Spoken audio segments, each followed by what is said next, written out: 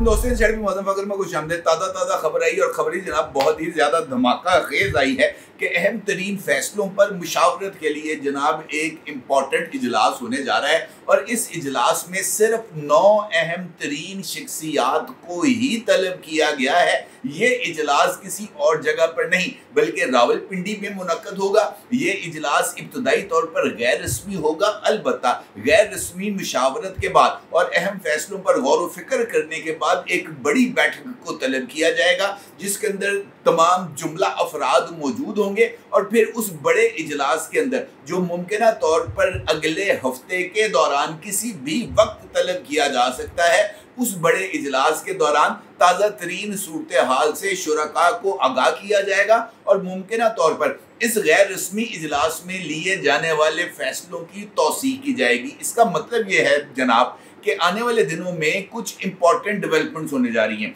कुछ ऐसे इकदाम होने जा रहे हैं जो ना सिर्फ बहुत ही ज़्यादा गैर मुतवक्का होंगे बल्कि वो तमाम के तमाम इकदाम दूररस नताइज के हामिल होंगे। और इस तरह लग रहा है जैसे जो चीज़ें इस वक्त इदारे के सामने आ रही हैं, जिस तरह की तफसीलात इदारे के सामने मौजूद हैं, जिस तरह का डेटा इदारे के सामने मौजूद है, कोई नवा चंद चढ़ने वाला है और चंद भी जनाब ऐसा चढ़ने वाला है जो बहुत सारी सिचुएशंस को ख़राब कर सकता है। कैसे, ये एक इम्पॉर्टेंट सवाल है और अगर हमें इस सवाल का जवाब तलाश करना है तो जिस वक्त से जनरल फैज़ हमीद साहब को हिरासत में लिया गया है उस वक्त से लेकर अब तक होने वाली तमाम तर डेवलपमेंट्स और उन डेवलपमेंट्स के नताइज को मद्देनज़र रखते हुए ही हम कोई राय कायम कर सकते हैं। क्योंकि देखें, ये इंफॉर्मेशन तो मौजूद है कि इजलास होने जा रहा है, लेकिन उस इजलास में कौन से ऐसे फैसले होने जा रहे हैं इसके बारे में तो हमें इतला नहीं है। अलबत्ता हालात और वाक़यात को सामने रखकर मुमकिनात के ऊपर बात की जा सकती है और ये मुमकिनात ही आने वाले कल के अंदर दुरुस्त साबित हो सकते हैं। लिहाजा हमें इस सारी सूरत हाल को ज़रा एक मरतबा गौर कर लेना चाहिए। अगर आप देखें, गौर करें तो जनरल फैज़ हमीद साहब की गिरफ्तारी किन चीज़ों की तरफ जो है वो इशारा करती है। नंबर 1 कि अफवाज पाकिस्तान के अंदर किसी न किसी जगह पर कुछ न कुछ ऐसा गैर मुतवक्के या ऐसा मुतवक्के अंदाज में हो रहा था जो नाकाबिले बर्दाश्त था और ऐसा था कुछ जिसको नज़रअंदाज नहीं किया जा सकता था। जनरल फैज़ हमीद साहब के पैरेलल इंटेलिजेंस नेटवर्क ने इदारे को बहुत ही ज़्यादा डिफेंसिव पोजीशन पर रख दिया था और वो जो पैरेलल नेटवर्क था वो रियासत को चैलेंज करने की पोजीशन में आ गया था। इसका मतलब ये है कि अब जो भी इकदाम लिए जाएंगे ये इस एस्पेक्ट को मद्देनज़र रख कर लिए जाएंगे। अब अगर ये तमाम इकदाम इन एस्पेक्ट्स को मद्देनज़र रख कर लिए जाएंगे तो फिर वो तमाम इकदाम, वो तमाम फैसले जो इस दौरान पैरेलल नेटवर्क की तरफ से चैलेंज किए गए या जो है रियासत के इदारों को ब्लैकमेल करके या मजबूर करके उनसे जो सहूलियात हैं वो हासिल की गई, तो फिर बहुत ही इंपॉर्टेंट सवाल है। मिसाल देता हूँ आपको, इस्लामाबाद हाई कोर्ट के 6 जजेस थे। 6 जजेस को इस बारे में शिकायत थी कि उनके काम में मुदाखलत की जा रही है और उनको जायज़ और नाजायज़ तौर पर धमकाया जा रहा है, उनके अहले खाना को उठाया जा रहा है और अहले खाना को उठाकर दबाव डाला जा रहा है और दबाव भी इस वजह से डाला जा रहा है कि इमरान खान के खिलाफ फैसले देने हैं, इमरान खान के हक में फैसले नहीं देने। और फिर इसके साथ साथ खुद इस बात की जज साहिबान को इशारा भी दिया जाता है कि जनाब आपके जो है ना वो निगरानी की जा रही है, कैमरे लगे हुए हैं, ताड़े तियां पुत्रा ने फलां जगह तो गुजरना है, आपके पोते ने फलां जगह से आना है, फलां स्कूल में पढ़ता है। ये वो तमाम इकदाम थे जो किए गए और ख़ास तौर पर बहुत सारे इकदाम उस मौके पर किए गए जब ख़ास मामला यानी टेरियन जेड वाइट का मामला इस्लामाबाद हाई कोर्ट में ज़ेरे समाअत था और उस मामले को भी मुतनाज़ा बनाने के लिए जज साहिबान के साथ किसी तरह का राब्ता करके उनको हरासा करने की कोशिश की गई। लेकिन ये बात अभी तक जज साहिबान की भी तरफ से और दूसरी तरफ से भी ऑफिशियली साबित नहीं हो सकी,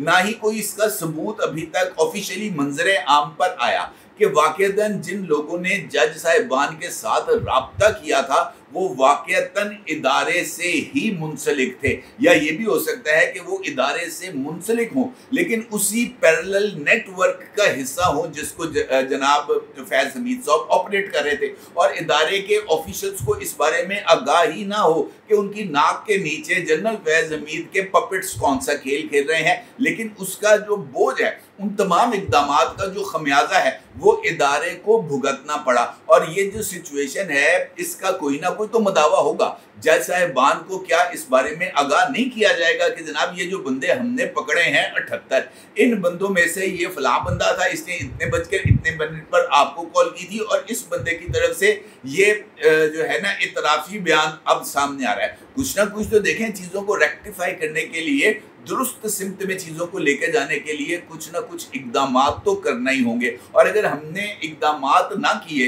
तो फिर सूरत हाल तो बिगड़ जाएगी। अब इन इक़दामात का ये जो जज साहिबान पर दबाव डालने का जो फ़ायदा था वो किसको मिला? हुकूमत को मिला, ISI को मिला, MI को मिला, फौज को मिला, किसको मिला? इन तमाम इक़दामात का फ़ायदा जनाब इमरान अहमद खान न्याजी हाल मुकीम अडयाला जेल को मिला, और उसके नतीजे में इमरान खान साहब टेरियन जेड वाइट के केस से क्लीन होके निकले। इस चक्कर के अंदर इमरान खान साहब साइफर केस से क्लीन होके निकले। इस चक्कर के अंदर इद्दत में शिद्दत जो है वो ना सिर्फ बैठ गई बल्कि इद्दत ही एक बहुत बड़ा क्वेश्चन बन गया। इस चक्कर के अंदर तोशा खाना 1 में इमरान खान की सजा मुअत्तल हुई, और तोशा खाना 2 इस वक्त इस्लामाबाद हाई कोर्ट में ज़ेर समाअत है। यानी फौज ने खुद अपने ही पैरों पर कुल्हाड़ी मारी, ISI ने खुद अपने ही पैरों पर कुल्हाड़ी मारी, जजेस से राब्ता करके इमरान खान के हक में चीज़ों को मोल्ड कर दिया। तो इसका मतलब ये है जनाब कि सिर्फ यही नहीं, किसी न किसी लेवल पर कोई ना कोई और खेल खेला गया है, और मुमकिना तौर पर इसके कुछ शवाहिद शायद मंजर आम पर आने वाले हैं। ना सिर्फ ये बल्कि इसके साथ साथ कुछ और इक़दामात भी हैं जिनको मद्देनज़र रखना बहुत ही ज़्यादा ज़रूरी है। जनाब एजाजुल एहसन साहब ने इस्तीफ़ा क्यों दिया था? आज तक इस बात की वजूहात सामने नहीं आ सकी कि एजाजुल एहसन साहब ने इस्तीफ़ा क्यों दिया, और जनाब एजाजुल एहसन साहब इस्तीफ़ा देने के बाद पाकिस्तान से ही क्यों रवाना हो गए, पाकिस्तान ही क्यों छोड़ गए? क्या यहाँ पर कुछ ऐसे खदशात उनको लाहक थे जिनकी बुनियाद पर इस बात का इम्कान पैदा हो जाए कि जनाब उनके लिए जो सिचुएशन है या उनसे मुतल्लिक कुछ इन्फॉर्मेशन है वो सामने आ जाए, और वो सामने आने के नतीजे में उनकी जो पोजीशन है वो कमज़ोर हो जाए? और शायद इसी वजह से जनाब एजाजुल एहसन साहब ने पाकिस्तान से रुखसत इख्तियार करने में ही आफिया जानी। तो अर्ज करने का मतलब ये है कि इस तरह के बहुत सारे पहलू हैं जिनको मद्देनजर रखना जरूरी है, खास तौर पर अगर इन पहलुओं के साथ साथ 9 मई के वाक़यात और साइफर के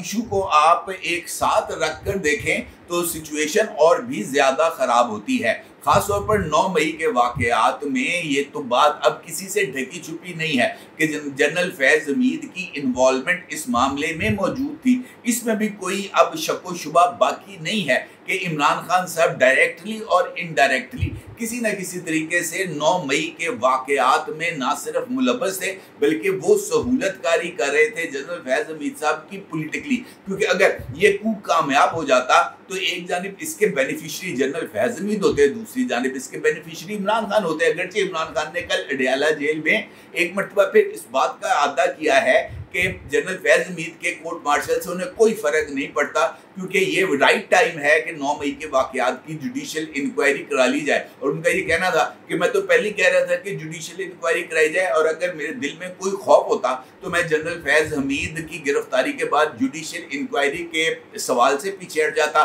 इमरान खान वजह तौर पर दुरुस्त कह रहे हैं, क्योंकि जुडिशल इंक्वायरी के नतीजे में इमरान खान साहब को तो मिलेगी क्लीन चिट। क्योंकि इस वक्त जो काले भूंड फजाओं के अंदर घूम फिर रहे हैं वो एम ही तो नहीं ना घूम रहे, उनकी तकर्री से लेकर उनकी मरात तक और उनके बाद उनकी तरक्कियों को उनको बाकी मामलात में इंश्योर करने के लिए मुकम्मल तौर पर ताउन फराहम किया गया था। लिहाजा अगर इसकी जुडिशल इंक्वायरी होती है तो इमरान खान साहब क्लीन चिट मिलेगी। लेकिन अगर फील्ड कोर्ट मार्शल होता है और फील्ड कोर्ट मार्शल के अंदर जनाब जनरल फैज़ हमीद साहब इस बात का इतराफ़ करते हैं कि जनाब जो कुछ हुआ था ये मेरी और इमरान खान की प्लानिंग थी, तो फिर इमरान खान तो नो मैंस लैंड में होंगे ना। और इसी बात से बचने के लिए इस वक्त तू कौन वाला सिचुएशन शुरू होगी, कौन फैज अमीन, मैं तो जानते नहीं, बौंतर गया, मेरी याददाश्त ही खो गई है। इस तरह की एक सिचुएशन जो है वो इमरान खान साहब डेवलप करने की कोशिश कर रहे हैं। दूसरी जानिब साइफर है,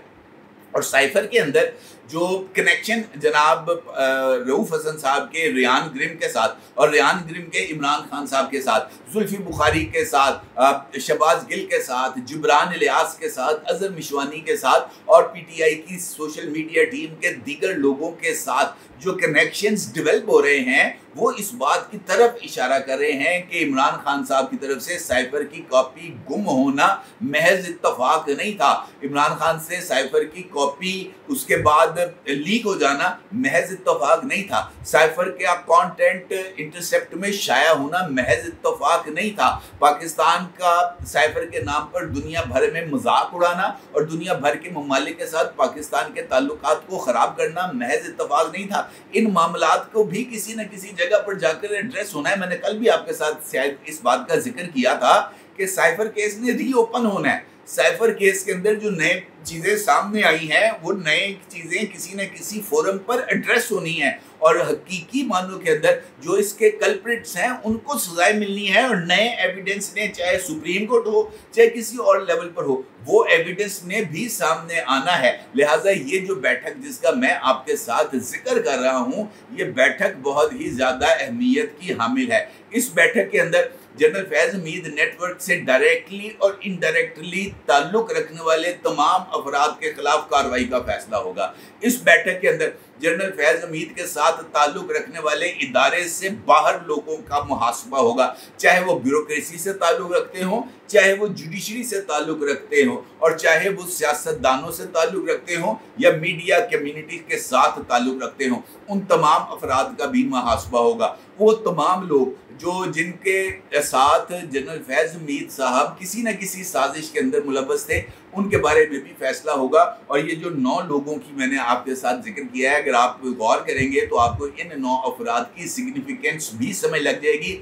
और आपको इस बात का भी अंदाज़ा हो जाएगा कि ये बैठक क्यों हो रही है। और ये बात मैं आपको बता दूं कि जनरल फैज हमीद साहब के खिलाफ जो कार्रवाई हुई है उनको हिरासत में लेने की, ये भी तमाम अफराद को, जुमला सरकर्दा अफराद को एतमाद में लेने के बाद हुई है। लिहाजा ये इदारा जाती फैसला है, फर्द वाहिद का इसके अंदर कोई रोल नहीं है। इदारे ने फैसला किया है, इदारे के फैसले पर अमल दरामद हो रहा है और अब आइंदा भी जो कुछ होने जा रहा है वो इदारा जाती पॉलिसी के तहत ही होगा, चाहे किसी को पसंद आए या ना पसंद आए। ये बात तय है कि सितंबर हो, अगस्त हो या अक्टूबर हो, ये तूफान जो उठने वाला है ये अक्टूबर के अंदर ना सिर्फ अपने अरूज पर होगा बल्कि 15 अक्टूबर के बाद जो सिचुएशन है ब्लैक एंड वाइट के अंदर हमारे सामने होगी। और ये वही टाइम होगा जब एक अपॉइंटमेंट का टाइम होगा या एक रिटायरमेंट का टाइम होगा या मुमकिन तौर पर आईनी तरमीम की मंजूरी के बाद